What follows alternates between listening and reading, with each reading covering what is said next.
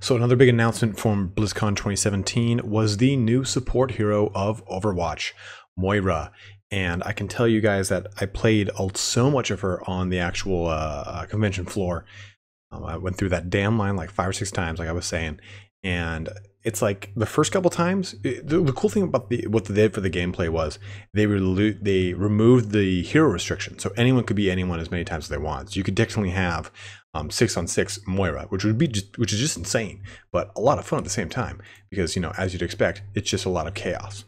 So a lot of you guys have seen the reveal video. You've seen some of these abilities in action from that video. You know, you've got this whole crazy like mechanic with her left and right hand, how that's got your drawing of health and your your leeching from opponents and your ability to heal.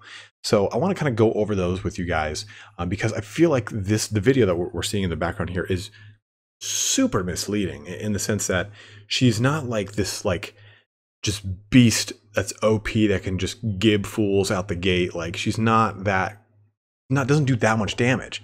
So when we take a look at her biotic grasp, which is her left and right hand mechanic, so her healing ability is actually a cone in front of her. She uses the kind of the charge on this is based off of the amount of health that she saps from people with her right hand. And the left hand is kind of this really cool like soothing look, and the right hand is this very evil like. I almost thought she was a vampire with the way her fingers looked. It's just spinally, like literally trying to pull the health from the opponent. So it's really kind of a cool dynamic and a very interesting dichotomy that we don't see in a lot of the other Overwatch support characters. But you know, Mercy's an angel. It's pretty. That's pretty just fucking cut and dry right there. You know, Zenyatta and Anna and how they kind of operate a little. Zenyatta is the closest thing to the way I see in Moira with her abilities to kind of be both disruptive with the orbs of harmony and dissonance or whatever the hell. But so her biotic orb, and what we've actually seen in the video a lot is that either that green or that purplish, bluish, blackish orb floating around and ping ponging all over the place. So the best way to describe this, because I actually don't know the stats on how much damage it does. Obviously, I wasn't able to sit there and like, hey, listen, Blizzard employee, I'm crunching some numbers right now. God damn it. The way it works is it shoots a ball, which from the video, if you see, gets smaller and smaller and smaller as it either heals or damages your friend or foe. And as it does that, it also disperses either healing or damage ability. So let's say that she shoots out the damage ball. Now, if you're just the only person who's going to be hit by that ball, you're going to take a lot of damage. But let's just say, again, for easy math, it does 100 damage. That's the set amount. The ball at its largest form is 100 damage. Well, as it goes and as it hits multiple targets, it will disperse that damage. So let's say I shot it into a room with 3 people. Each one would take 33 damage each versus all of them taking 100 damage. And that would disperse the ball. So if you shoot it into a larger crowd, sure, it does a bit of damage to everything, but it's not going to outright kill anyone. Like you saw the part where she launches it up into a little like sniper's nest, it kills Anna, then bounces out and kills, I think it was like Tracer or something like that. It's not that powerful, but the nice thing about both balls, both the healing and the because the same thing goes for the healing, it will heal one person a lot, or 2 people pretty well, 3 people not so great, and 4 people it just burns out too quickly. You're better off using the cone. But the way they kind of described it in the kind of announcement video was, hey, you shoot that ball. It's not supposed to completely heal someone to full health, but it kind of helps you get to them quicker, so you can get up to them and use your biotic grasp to get them back to full health. You get that little biotic orb out there. It gives them some quick little ER heals in there, and you can use her fade ability, which we'll go into in a second, to get that overall top off with the biotic grasp, or even to do damage to the foe, whatever kind of fits the best for that engagement. But with those orbs, they will pass through shields. They will pass through a Reinhardt shield. They'll pass through Monkey Boy. Almost called him Wilson, but it will pass through any and all shields, which is nice because you have a way to kind of effectively do some damage and put some pressure on before those shields actually fall. So your Diva shields or your Risa shields, or any of that kind of action.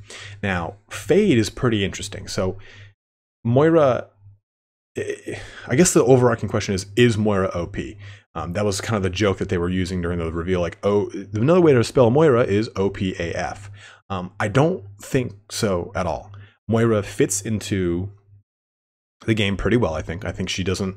There's no point where I was like, man, we would be winning if it wasn't for a Moira in this game. And we did win because the Moira was in this game. I didn't feel like that at all. I feel like she's a really strong support character, and she brings a lot of different utility to the battlefield with her ability to do both damage and health. And the way that Fade works is, the best way to compare it to is Reaper's ability, right? His shift ability. So he presses it, he goes into ethereal, he moves around. You can see him moving around. He moves pretty slow, actually. He stops, and then his gun is reloaded, and then he goes to town. But you know exactly where he's going to be. Just like the same thing with his teleport, you know? When Reaper uses his teleport, he crosses his arms and he phases to where he's going to be. But if you do it right in front of a Widow, headshot. But the way Fade works this time is when you press the ability, you see your character. If you were the opponent, you see the person disappear and reappear wherever. If you're playing the character, your screen kind of goes the same color that Reaper's goes, and you move at a much faster rate, like 3 or 4 times what Reaper's move rate increases with his shift ability, and you can relocate wherever you want. So if we look at that intro part where, you know, Soldier 76 points and she points and then she shifts, it makes it look like she goes very far, but instead she just kind of runs down because she can traverse a distance pretty quickly, but she ultimately can't move an insane amount. But the nice thing about it is you cannot tell where she's going to pop up. You just know that she's just, you have a split second to see like a little red and black tuft, and then she's there. But it's a great way to kind of disengage if you're caught out alone, or if you get the kind of Reaper in the background coming at you. And her health pool is not that huge either. So I don't think she's OP at all. Coalescence, though, I'll admit, is pretty damn strong. So the way it works is it's a pretty long-range beam. As we've seen from a lot of the reveal videos and everything, it does both damage and health, but it will transfer through people. So if, let's say you've got enemy, ally, enemy, in that order right in front of you, it'll do damage to the enemy, health to your ally, damage to the enemy behind it. And you can pretty much just aim it and point it around wherever the hell you want to do it. Like it literally looks like a big green and purple spotlight.